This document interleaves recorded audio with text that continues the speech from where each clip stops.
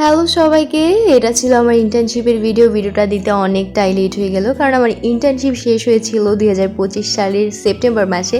তো ভিডিওটা দিতে কিন্তু অনেকটাই লেট হয়ে গেল। যাই হোক, আর দেরি না করে ভিডিওটা শুরু করা যাক। আমার ইন্টার্নশিপের অভিজ্ঞতা সম্পর্কে এখানে আমি শেয়ার করব। ইন্টার্নশিপে অনেক কিছু নতুন নতুন জিনিস শিখতে পেরেছি, যদিও এখনও শিখছি, আরও শিখবো, কারণ শেখার কোনো বয়স হয় না। আর হসপিটালে গাছপালা দেখলে আমার খুবই ভালো লাগে। যা যা শিখতাম তা সবই নোট করে রাখতাম। আর নাস্তা করতে গেলে তো আমাদের একদম ক্যালকুলেটর নিয়ে বসে যাওয়া লাগতো, কারণ আমরা এত কিছুই খেতাম। তারপর সিনিয়র দিদিরা যখন একটু ভালো পড়তো তখন না অনেক কিছু খেতেও দিত আমাদেরকে, মানে আমাদেরকে দেখলে মনে হয় লাগতো যে অনাহারি এরকম টাইপসে। না, আসলে আদর করেই তারা দিত। তার এরকম ভয়ঙ্কর করিডোর দিয়ে রাত 1-2টা বাজে হচ্ছে পেশেন্টের বিপি দেখার জন্য যাওয়া লাগতো। আর মাঝে মধ্যে না ওয়েদারটা এত ভালো থাকতো, একদম মেঘলা বৃষ্টি বৃষ্টি একটা ওয়েদার থাকতো। নাইট করে আমরা হচ্ছে এই পার্কের মধ্যে দিয়েই হচ্ছে গিয়ে আমরা হোস্টেলে ব্যাক করতাম। এত সুন্দর ওয়েদারটা লাগতো, একদম ভিজে ভিজে যেতাম। তারপর এখানে না অনেক কিছু শিখেছিলাম, সাথে না আমার ওয়েট গেইনও করেছিল।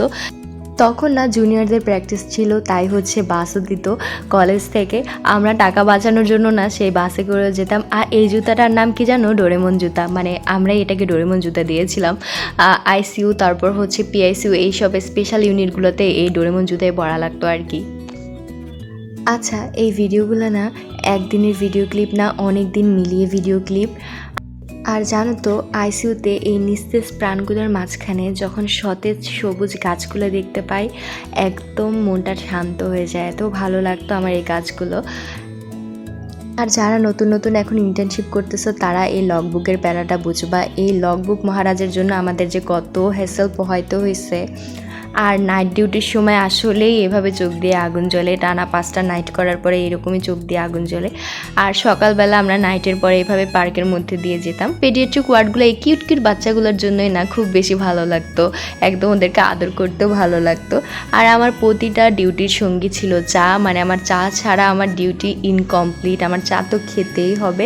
আর মাঝে মধ্যে সেই পরিচিত মুখগুলো, সব ফ্রেন্ডগুলোর সাথে দেখা হয়ে যেত। ডিউটি থেকে হোস্টেল, হোস্টেল থেকে ডিউটি, এটাই ছিল তখন লাইফ। লাস্টের দিকে দিদিরা অনেক হেল্প করতো। ওরা হচ্ছে পড়ার জন্য একটু সুযোগ করে দিত, যেহেতু আমাদের সামনে আরএন এক্সাম মানে লাইসেন্স এক্সাম ছিল, তো সেই জন্য তারা একটু হেল্প করতো, যে পড়তে বসতে বলতো যে একটু পড়ো, কারণ যেহেতু আরএন এক্সাম অনেক ডিউটি করতে পারবা লাইফে। আর বিকাল ডিউটি পড়লেই না আমরা আর কোথায় ডিউটি পড়েছে সেই খোঁজ খবর নিয়ে হচ্ছে আমরা চলে যেতাম নাস্তা করার জন্য। সবাই একসাথে বসে নাস্তা করতাম, কারণ এই টাইমগুলো জানতাম যে আর ফিরে আসবে না, সেজন্য। আর এই জায়গাটা নাও সেদিন অনেক সুন্দর করে ডেকোরেশন করেছিল, সেটা অনেক সুন্দর লাগছিল। এটা আমার নেম প্লেট। আর জুনিয়রদের সাথে এটাই লাস্টে ডে ছিল, যেদিন হচ্ছে আমার ইন্টার্নশিপ শেষ হয়ে যাচ্ছিল আর ওদের প্র্যাকটিস তখনও চলমান ছিল। কলেজের বাসে করে যাচ্ছিলাম আমরা। আর এটাই আমাদের শেষ দিন ছিল ইন্টার্নশিপের। দেখলে অনেক নরম লাগে।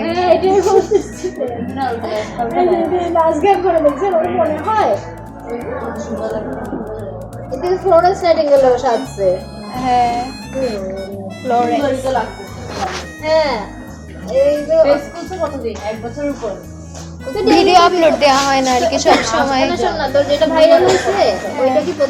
দিদি আমার ভিডিও দেখে, সেটাই আমাকে বলছিল।